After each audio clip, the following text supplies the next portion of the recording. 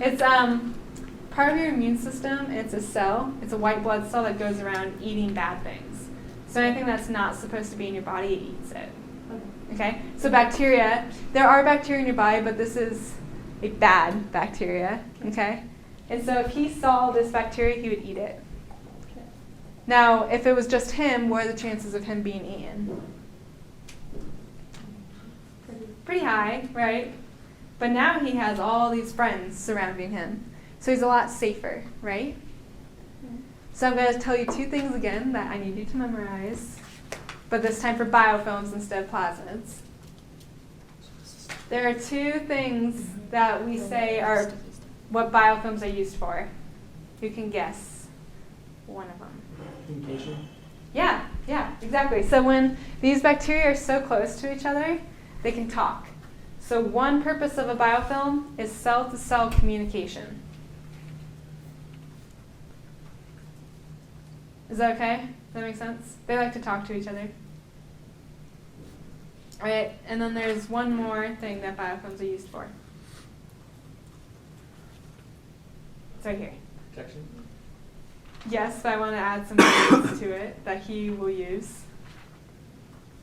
And colonization? Colonization and adhesion. So they're kind of together. So communication or cellular? Cell-to-cell communication. Cell to cell. And then colonization and adhesion. So they colonize, right? They get a lot power in numbers. And then adhesion, they're really, really sticky and messy and gross. And you see them all over the place. There are a ton of biofilms in your mouth right now, no matter really how much you brush your teeth. It's gross. Yes, colonization and adhesion. How come those aren't separate? I don't know. They just kind of go hand in hand. And that's how he has on the slideshow, and I try to keep it that way. Cool.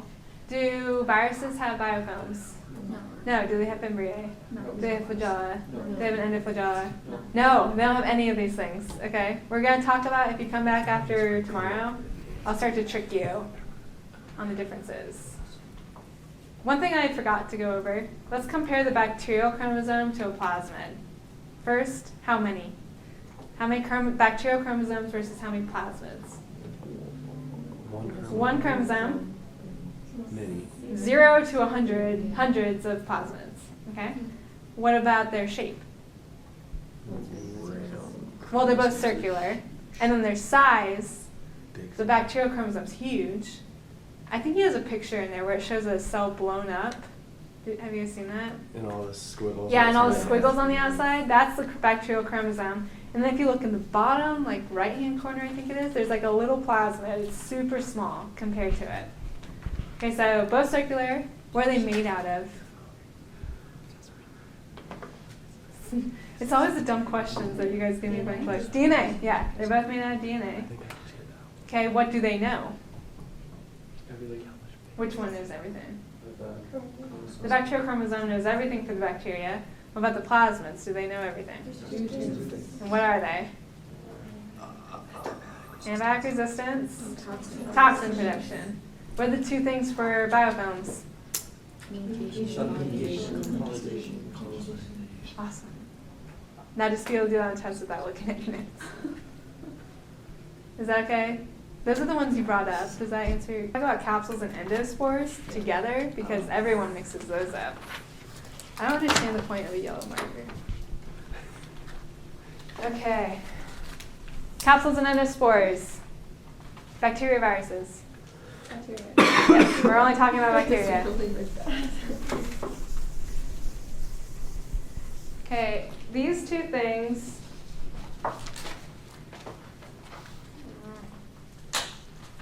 They're very, very, very different, but people get them mixed up because they're kind of similar.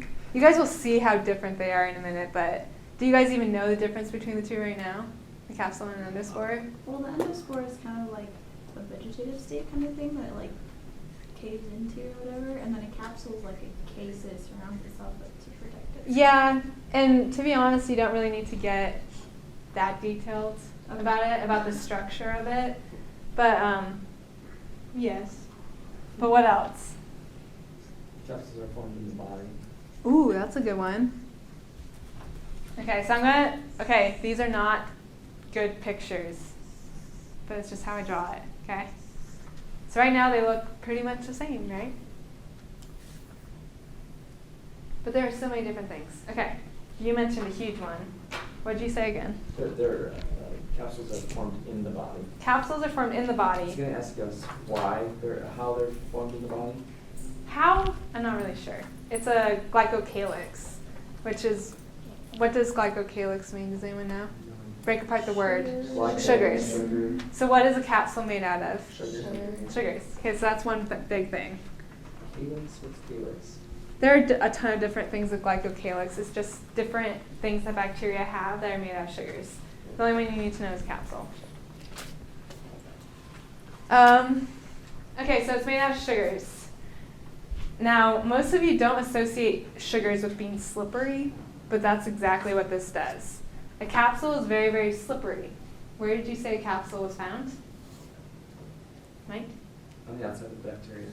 Yes, but inside the body, right? Yeah, inside the body. So why would I want to be slippery inside the body? I can. So that the white blood cells don't contact. Yes. Macrophages, phagocytes. Okay. So remember how macrophages, phagocytes, antibodies, do you guys know what antibodies are? A lot of people think they know, but they are, it's like a weird. Isn't it like something that the white blood cells make? The white blood cells don't make it, but they work with the white blood cells. It attaches to total white blood cells. Yeah.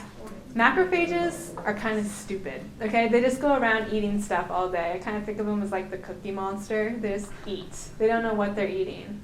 Antibodies work as red flags, saying, hey, I stuck to this thing. They stick to foreign things in the body, and it's telling the white blood cell, hey, come eat this, okay? So can antibody attach to a capsule very well? No, because it's slippery. It's made out of sugars. So does a macrophage have a really easy job in this case when it comes to eating stuff? No, because he can't find it in the first place because antibodies aren't attached to it.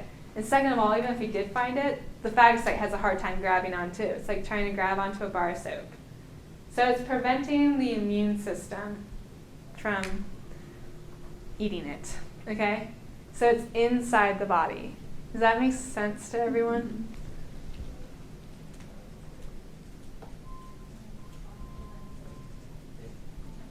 Okay, let's compare that over to endospore. Does anyone know what endospore is made out of? It's a fun word that you guys learned that I love hearing you guys try to pronounce at the beginning.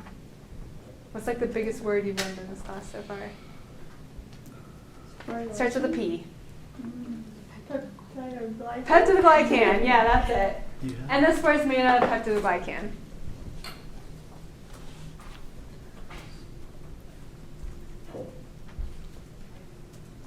So already, big difference, right?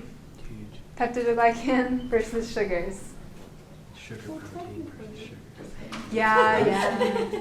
But they're different because it's different sugars. I was saying, that means you know your stuff. Good job.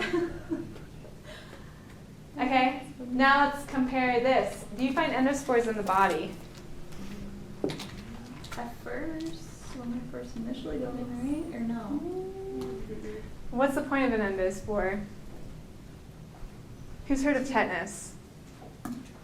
Never. It's to protect. Never heard of tetanus. It's to protect the bacteria until From? it's from Dehydration? Heat? and Chemicals. Wow, good job. Okay, so I have tetanus. I'm walking down the street and I cough, and the bacteria comes from inside my body and lands in the dirt. Where does it like to be? Inside my body or inside the dirt? body. In the body, it's nice and warm, has a bunch of nutrients, it's moist. In the dirt, we have to worry about what 3 things? Dehydration, heat, and chemicals. Okay? So is that I know that's called a capsule. Is it the endospore or is the outside of the bacteria? That's why I said those pictures weren't very accurate. No, I It's get technically that. like inside, like she was saying, but just for simplicity, yes, this is the bacteria, And then this is the capsule, that's the endospore. Okay. Does that answer your question? Did you watch the video on the preparation guide, like at the end? There was one of them that showed You that. call me out. No, I'm just saying, like, that helped me to understand that, because check it like it out. shows it, and then like, the outside of the cell like dies off, and it's just the endospore left there. Cool. Yeah. Videos are really good for this class, by the way, just being able to see it. That's why I draw a lot of pictures. Okay, so endospore. Inside the body, do you have to worry about heat, dehydration, and chemicals? Necessarily. Not really, okay? So would you find an endospore in the body? No. What happens is I cough out a disease, it lands in the dirt, and if it doesn't have an endospore, it will die pretty quickly, okay? But bacteria, as you will learn, are some of the most persistent, stubborn things on this planet, and they don't want to die. So some bacteria have the capability of making an endospore. The endospore is made out of peptidoglycan. Would you say it's permeable? Yes. What does permeable mean? Things can pass through. Yeah. So what is it protecting from? Heat, dehydration, and chemicals. So would I want to be permeable? No. So it's not permeable.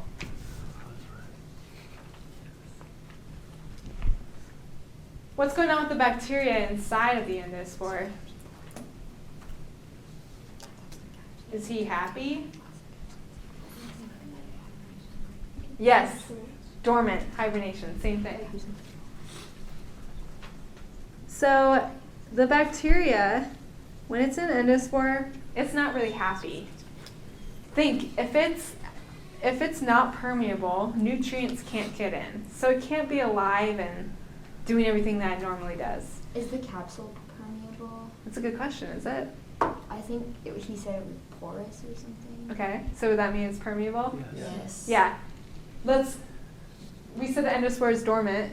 Is the capsule, the bacteria in the endospore is dormant. What's going on with the bacteria in a capsule? He's awake. He's alive, happy, and he's loving life because he has like a force field around him, right? So if you're alive, he needs food, right? He needs nutrients. If he had this capsule around him and it wasn't permeable, would he be alive? No, so it has to be permeable, right? So yeah, you're right. The capsule is permeable. So do the pili from the bacteria go through the capsule? That's hard. I don't know. So does it have to like lower its force field to start to? Not all bacteria are conjugate? encapsulated in the Right. first Okay. place. So, all right. Everything when I'm talking about bacteria like endospores and such, it doesn't mean that everyone has it. They're bonuses, okay? And we'll talk about even more limitations in a minute. I'm not sure about that. I don't know if a pili can go through a capsule. I'd have to look that up. That's a good question, but you wouldn't have to see the test. So let's talk about that, where they're found. Okay, we said outside the body, inside the body. What kind of, we know bacteria, right? Okay, now what kind of bacteria can make an endospore? What are the two kinds of bacteria? Gram-positive and negative. I'll tell you right now, and you have a 50-50 chance, it's one of the two. Wait, for endospore? Uh-huh. Gram-positive. Gram-positive, yeah. Good job. So gram-positive can make endospores. Do all gram-positive bacteria have endospores? No. Do any gram-negative bacteria have endospores? No. I think it's like 9 out of 10 gram-positive bacteria don't have endospores. It's not a common thing. But if you're gram-positive, you could hypothetically have one. But if you're gram-negative, you don't have any chance of having an endospore. But contrary to that, what can gram-negative bacteria have that gram-positive don't? It's a completely different topic. I just The want to say. porins, Porins, yes, but I'm looking for another one that's associated with porins. not associated. Well, kind of. They're both on the outer membrane. That stuff on the The outside. stuff. for What's the- that stuff? The saccharides, polysaccharides. Oh, but you're missing the first letter. Uh, Blank polysaccharides. Blank PS. It's a letter. Is it an E, no. Take off the first two. E? Liquor? Lipopolysaccharides. Oh my gosh, I need You guys remember those? Yes.